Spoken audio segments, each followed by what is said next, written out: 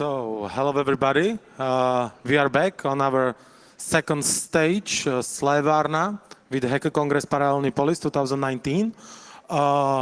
Welcome for newcomers and big hello for those who stayed with us after the Max presentation. And right now we are heading to a different topic. It's my pleasure to welcome on stage Petr Lupa. So we have here a representation of Czech academic research, specifically sociology, because Petr obtained doctoral degree in sociology from the Faculty of Art at Charles University, where he is right now also teaching. He also did research or participated in research and programs in Kansas State University and New York University.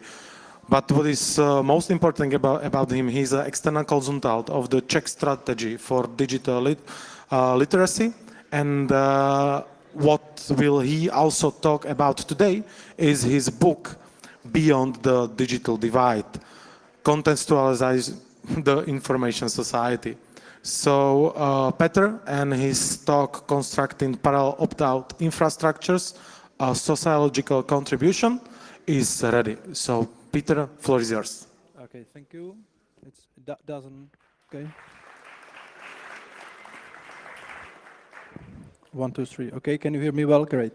So it's a great pleasure to be here, and thank you very much for coming. For me, being here is a big challenge because I'm not specialist in the topics that this Congress is trying to cover.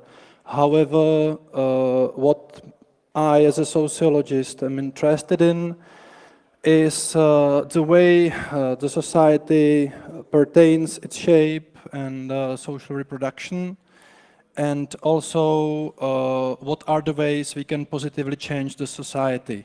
And one of the ways that I was dealing with in my past, I mean in my academic past, was looking at one of the most impactful attempt of trying to create parallel network infrastructure to change the world, which is now known under the umbrella term Internet. Also, I have been recently focused on the topic of inequalities caused by unequal access to information technologies. And somehow, before coming here, I realized that these two topics can be linked together. And we can maybe infer something interesting from it for both your practice or for general understanding of the things that you are thinking about when visiting this conference. Starting with an article that appeared a month ago about New York and New Jersey lawyers thinking about suing companies that allow only cashless payments because they discriminate against those who don't pay cash. And I was thinking whether these various opt-out technologies that you are discussing here are technologies that should serve only individual purpose for people who are wealthy from rich countries, from higher strata of society who are technologically skilled, or whether you have something broader in aim, I mean changing society, changing the world. And I bet it's the second, the latter, and if it's the first, I'm not interested. So, my presentation has two parts.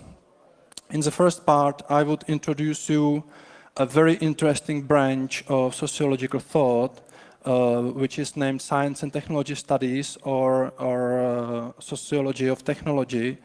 But this will not be like academic long lecture describing authors on. So I would like to focus on two key aspects or innovations in this field that we can use to understand better how to opt out technologically, whether it is possible, and what should we be aware of. In the second part, I will try to interconnect this first part with my recent research on the so-called digital divide, which is the state of people having different level of participation in society because of unequal access to information technologies.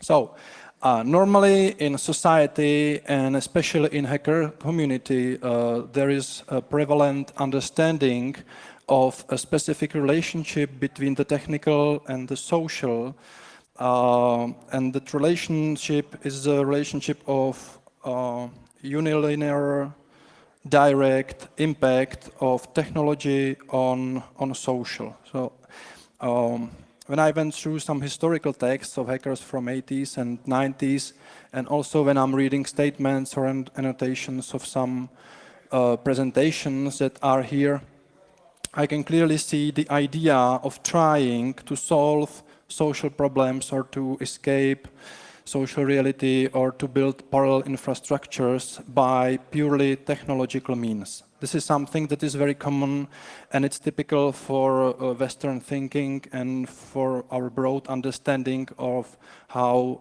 the world functions and how the society functions.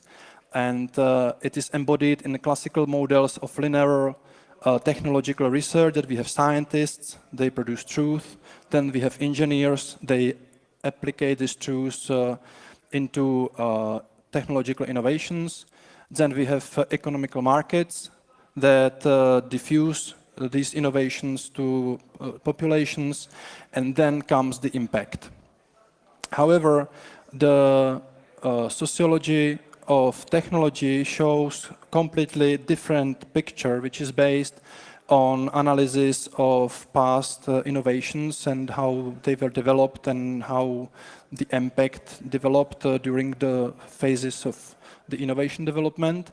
And there are two key lessons that we could learn that I would like to start with. And the first lesson is that the social and technical are intertwined. We never can have or work with something that is purely technological or purely social or psychological.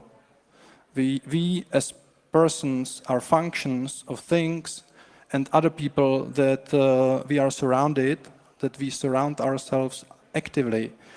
And the things that we construct are functioning because we embed certain images of their users into their design. So, and users also means society. So if you, for example, want to program a new software or to come with a new material artifact, and you construct it with the wrong idea of what people want, how do they see it, what do they need, so this will not be accepted and this will not be diffused, and it will end in the pitfall of history. The second important point is that because of that, our technologies are mirroring our societies. Our technologies are not given, and they are not the only ones that we could have, and they are specific outcome or specific interactions between technical and social. I'm still very much a general, and I will try to show it on the example of internet development, at least clearly in basic outlines. My favorite sentence from one of the best books about the topic is that the technologies that we have that form infrastructure of our everyday lives might be otherwise. It just depends on who, when got power and resources to invent certainly designed technologies. For example, we could have so-called ecological technologies. We have now this wave of ecological innovations. This could have been 50 years ago if someone wanted, but there was clearly no interest and no such meaning attributed to innovation then, even if there were these problems that you could still clearly see. So one of the more famous branches of the sociology of technology is the so-called social construction of technology. And I mentioned it only because it came with interesting finding that historical textbooks are artificially linearizing the innovations of the past, but there are many innovations that are hidden, that were forgotten, and that could also be successful if the things went in another way. And usually, or in many cases, this is just a coincidence or the case of probability that we are now in the world that we are. And backwardly, then we are reconstructing these linear technologies. There is an important question whether the forecasts that went wrong were really forecasts that were wrong at the time they were set. I choose several famous forecasts linked to a computer technology, and some of them were right in the moment they were set. And their authors couldn't anticipate in what direction these technologies will develop. For example, there is a famous quote from 1977 from the CEO and founder of Digital Equipment Corporation that there is no reason for any individual to have a computer in his home. And it is shown how false and naive he was that he couldn't see it. But the problem is that at the time, the term computer meant more things than nowadays. And one of the meanings of the term was a big framework which was linked to households via consoles. And it was anticipated that the appliances in the household will be also linked to these consoles and will be somehow managed from the center. So when he was talking about the computer, he was talking about one current of development that didn't prove to be successful, and that was current of having big computational machines in the center and linked by consoles with households. And the personal computer won this historical moment. So at every stage of innovation development, there is usually more groups or more people involved in its development that attribute a different meaning to the innovation. And based on their interactions, the meanings win. There are very interesting, for example, very interesting examples of bicycle development. When the internet originated, there were 4 basic groups, each one of which contributed different meanings to the technology. And the group of computer scientists that saw it as a leverage for societal revolution proved to be successful because they were able to translate what they were working on to the language of army officials, so they could provide them with resources. And they could also resist some centralizing tendencies from so-called IMP guys, who were guys from electricity industry who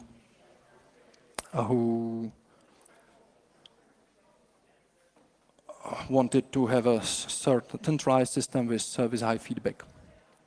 So another branch is actor network theory, which works with an idea that for an innovation to be functional, you have to have a stable set of actors, which for the first time comes in mind of innovators, and then they try to implement it in reality. And if that network, how the innovation will be linked to other parts of elements or reality is well defined, then the innovation is successful in reality. And the classic example is the example of comparison of Thomas Alva Edison, who was very successful in designing, persuading politics, and managing quite a big organization of people who were working on his behalf, and then taken into consideration the way his innovations could be applicated which was not so strong case with, for example, Nikola Tesla, and it was a very interesting point in their battle. Meanwhile, after the Second World War, the sociology of technology develops in 80s and 90s. And after the Second World War, a very interesting shift is happening, and it's a shift in the meaning attributed to a computer technology, because until the Second World War, it was understood solely as a calculator, as something that has to calculate and to compute.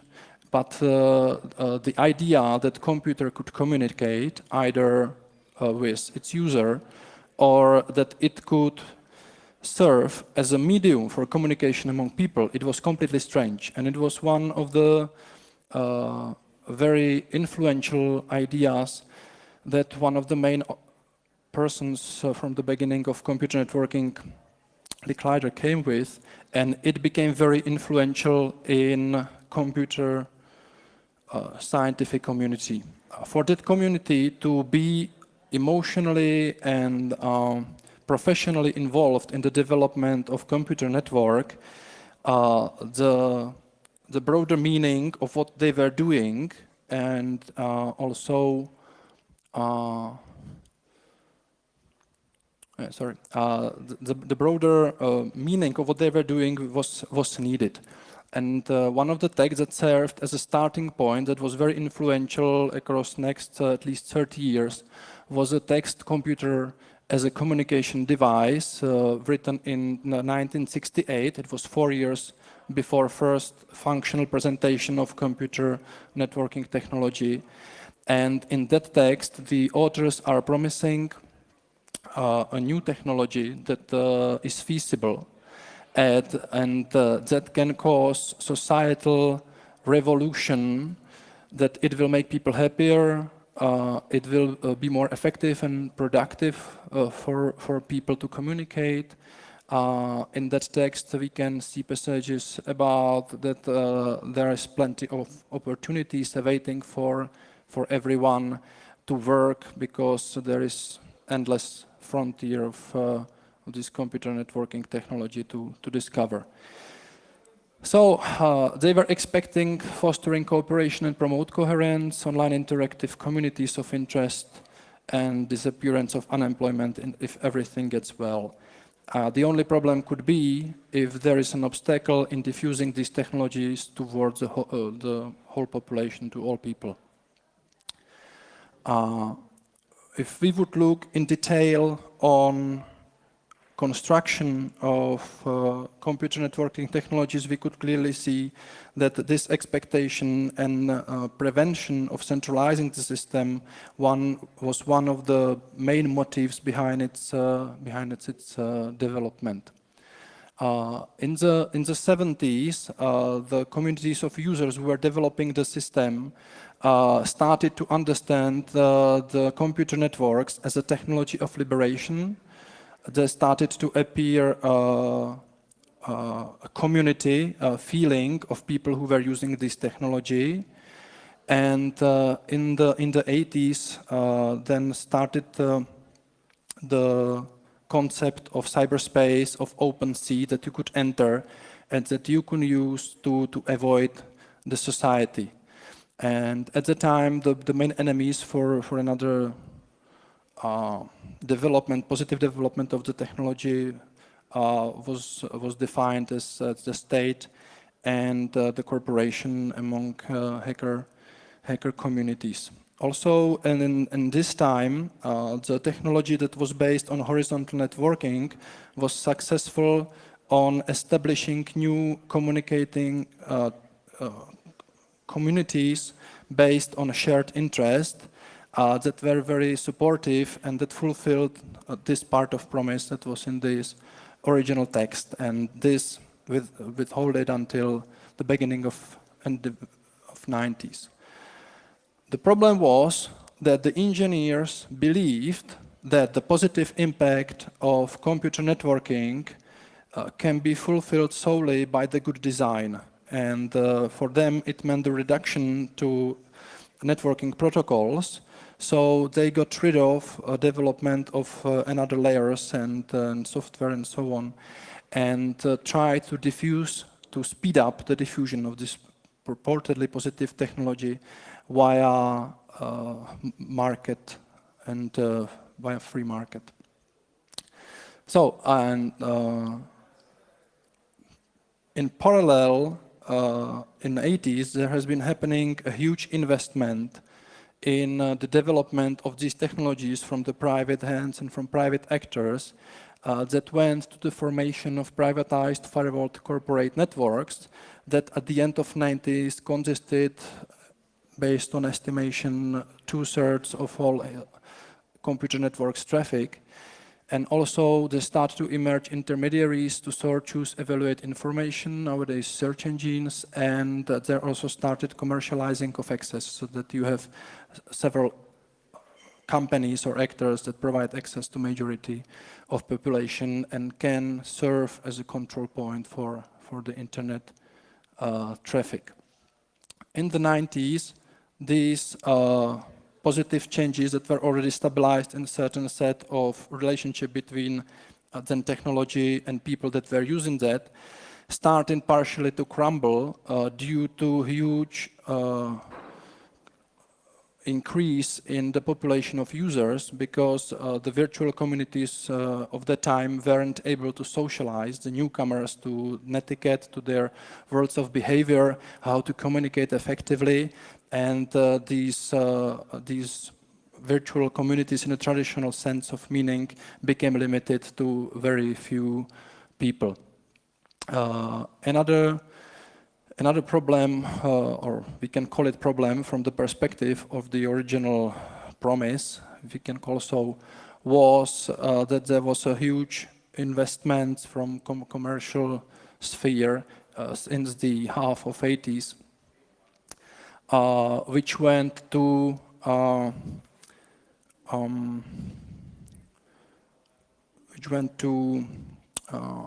appropriation of the technology by financial markets, corporations and multimedia business, and in interaction with users and with other actors involved in development of this technology, they created so complex system that we are facing nowadays, but that is far from away the original promise. I don't want to say that the original promise was feasible, but that there were many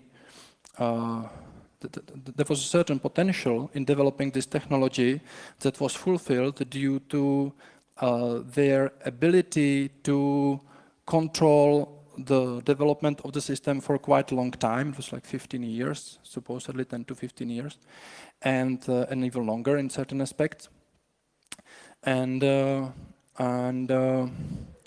But what went wrong? The problem was that they believed that when they design technologically, so they do not need to take care of other actors, of other relationships like states, corporations, that definitely started to intervene with the technology. So the lesson is quite general, and it can be summed up as taking care of relations towards the innovation that can be defining for its design developments that can intervene with the original design that the authors had in mind. In my annotation, I had a question whether famous John Perry Barlow's Declaration of Independence was too early, too late, or just in time. At the time it was written and published,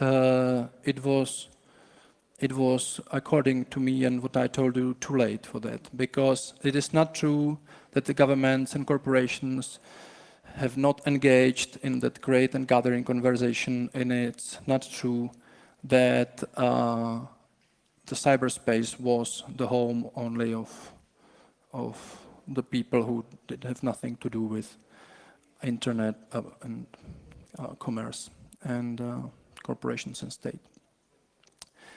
So let's go to a second phase of presentation, and it's a presentation, it's a part dealing with so-called digital divide. These are inequalities in internet access.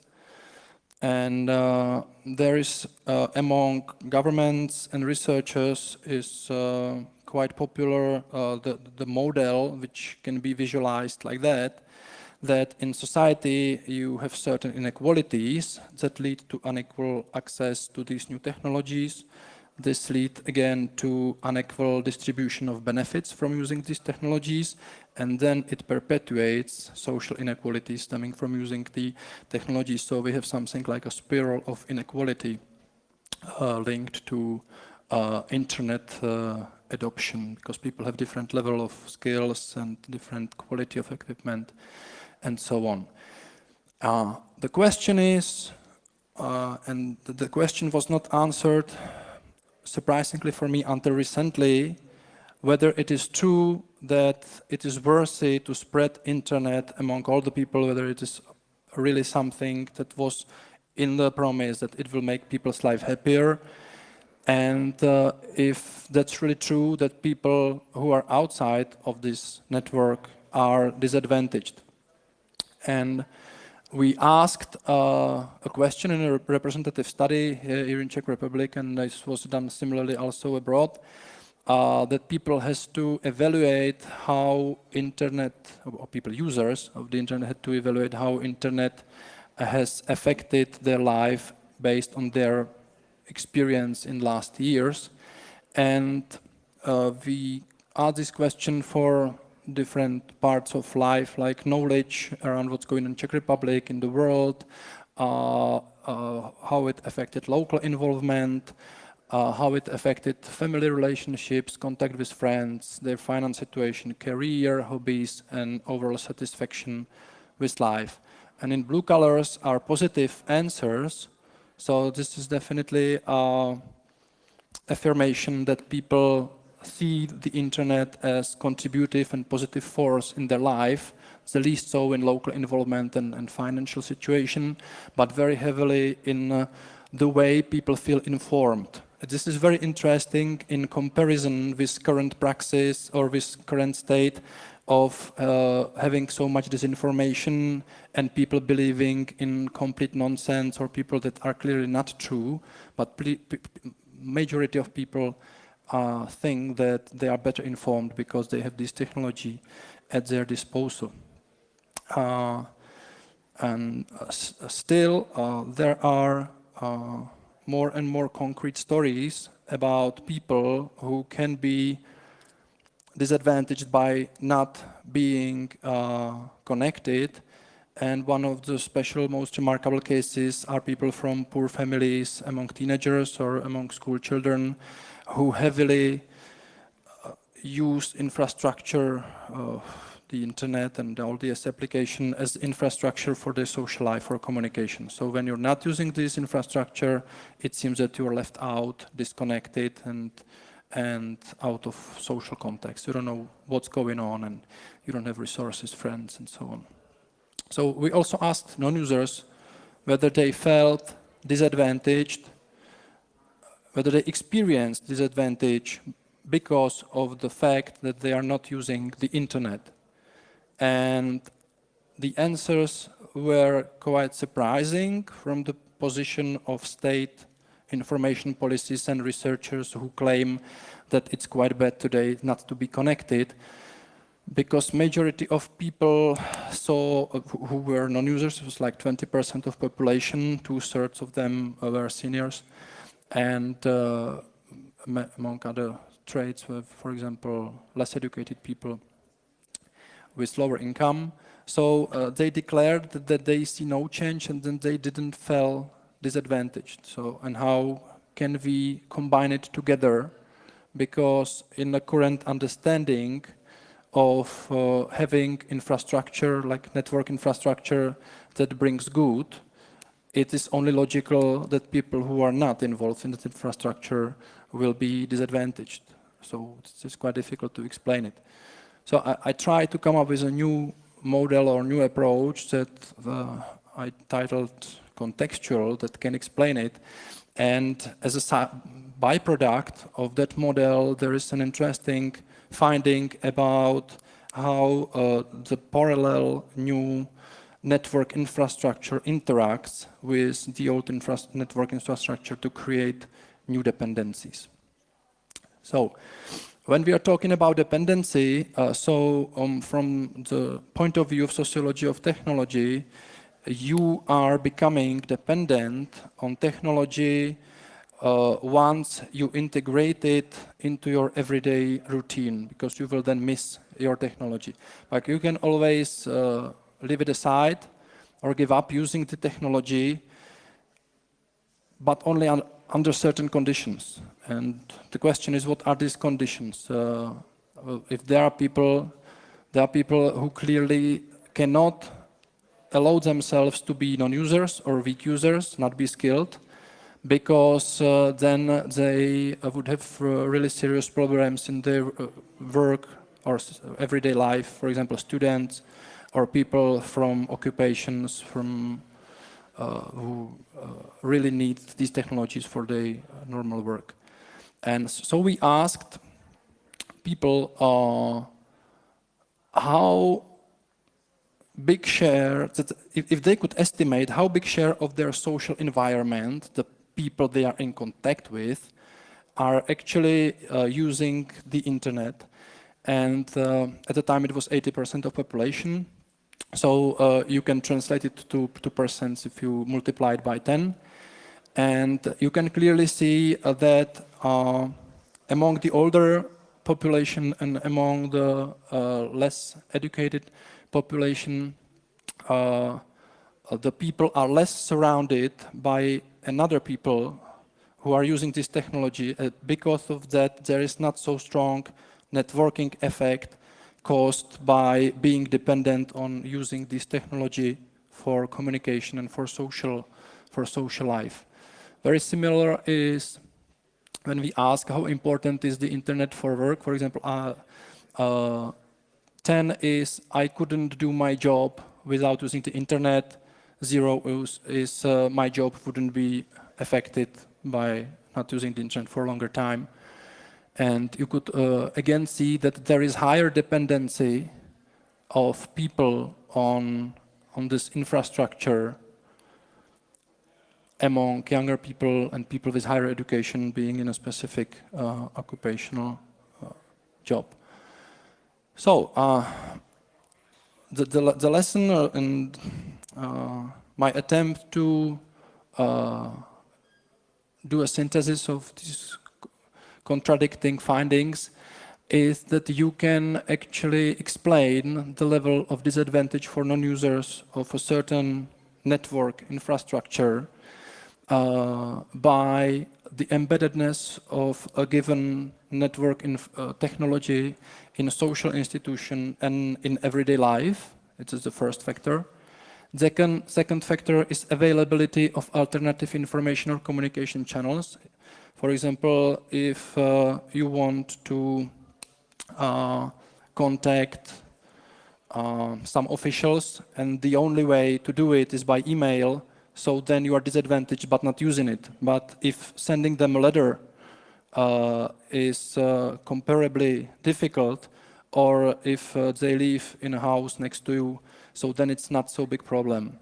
So the third factor is the factor of differences in the cost-outcome ratio when compared to internet use, because in certain activities it is clear that it's more efficient to use the technology that was made for that purpose than to use its alternatives. But it is not always so, because you have also parallel structures, and it always depends on the context.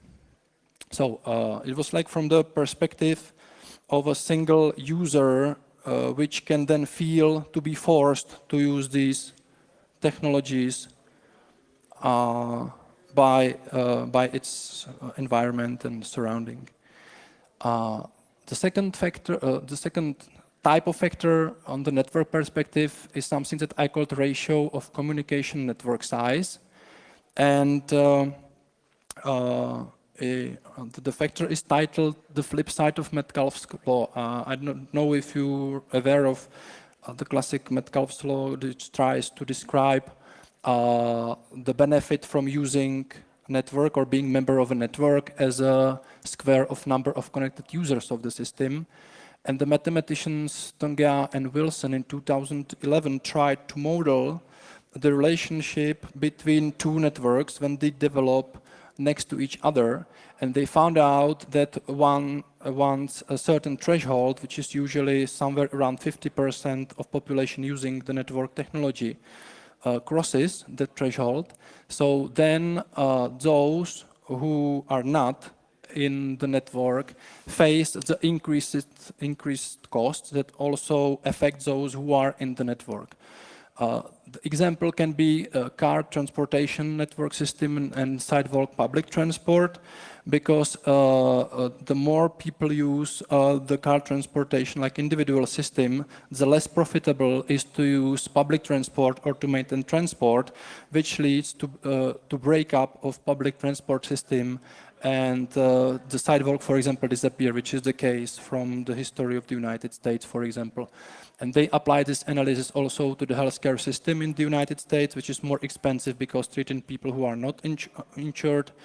And for example, it's interesting case to apply it to Uber and similar taxi driving system or to broadband internet.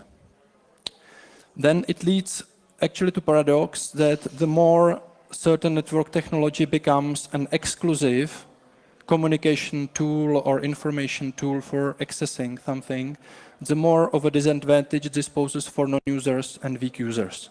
So when we focus only on creating technology without having in mind something like a point of translation or alternative ways, then we can actually create the situation of disadvantage by pushing people into that system. So that's everything that I wanted to say, and thank you for your attention. And I hope you could link the things that I was saying and that were mostly quite abstract to something that interests you and that you heard or will hear in this conference. Thank you for your attention.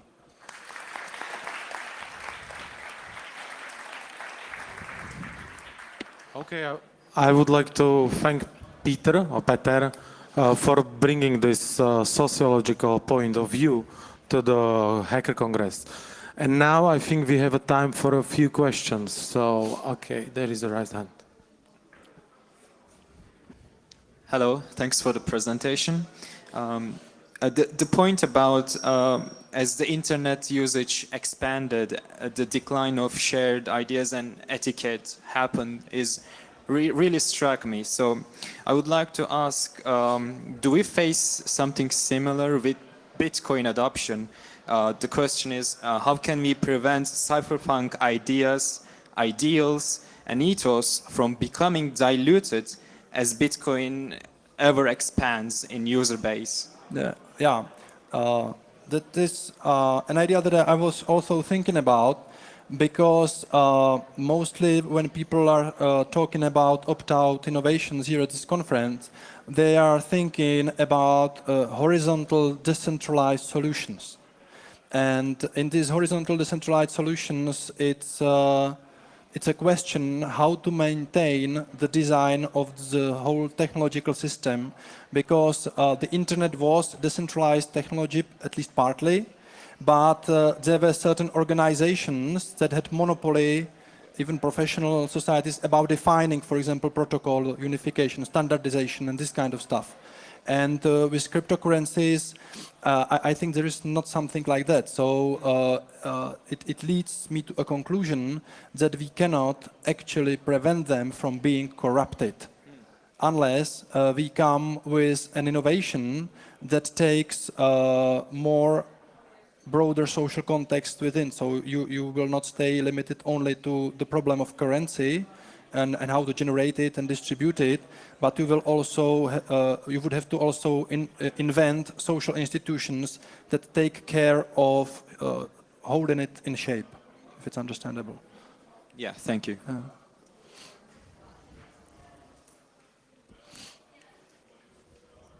So from my side, thanks for the presentation. You said that basically your research is based on the assumption that the internet is only a positive. Yeah, so like you said, it's like a positive good, and My question is in how far it would impact your results if one could also assume that internet maybe has negative side effects, and if this would change your results. Yeah. That's interesting question. For me, when I started to do this kind of research, it kind of struck me that there are two different research traditions, and one is dealing with the topic of digital divide. And in 100% of texts published about this topic, the researchers and experts, consultants, and politicians assume only positive effects.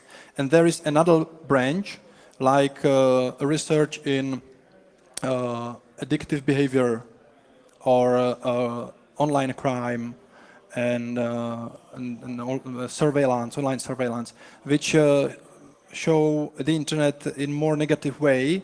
And these two branches were not connected until recently. And for example, one of the benefits from combining these two was when you applied to effects on sociability, on how what effect internet has on the way your social life look like, and then you find clear threshold until which the internet has positive effects, and once you exceed this threshold of amount of time devoted to use the technology, so then the effect on your social life becomes to be negative. So this is the answer. You can fruitfully apply it. Yeah. Okay, we have time for one more question, if there is any. Okay, maybe I will take this opportunity, because what's on my mind all the time, and it may be a very simple question, but I would like to ask also you, the audience, but first I will ask you, Petr. Should be internet privilege or a right? What do you think? What's your opinion?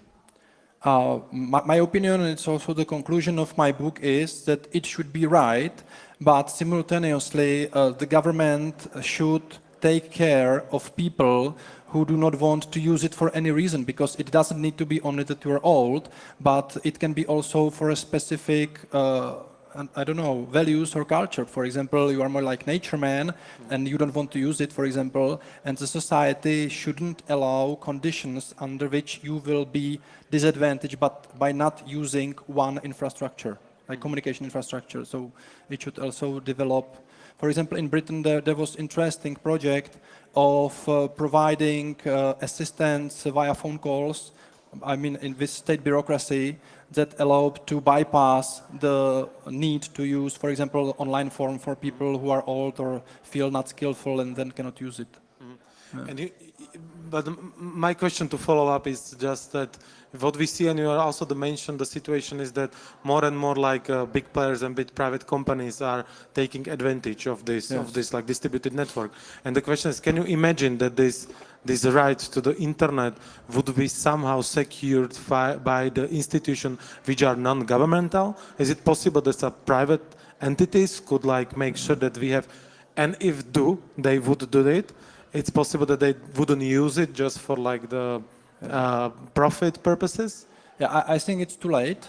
Okay. And really, I think it's too late because there's so many interests and types of organizational behavior is embedded in internet design that you just cannot go back. Okay. And the problem is that, for example, the endeavor to broaden internet connection, who does that and who did that in the past? These were mostly companies who profit from having a bigger market, and they try to structure or limit the ways you can access the internet through their websites, for example.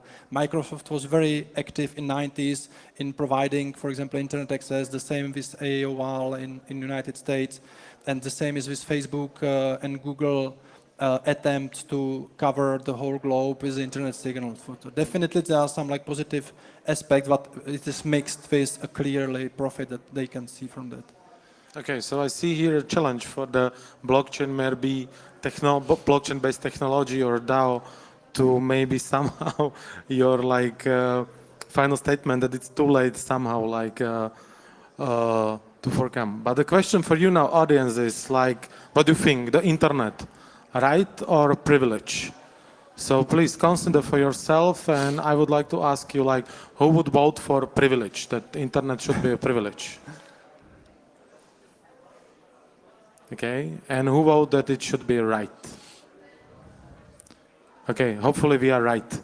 So thank you, Petr. Thank you for your presentation. Thank you for bringing this point of view to the Hacker Congress. Thank you, your audience. Thank you very much.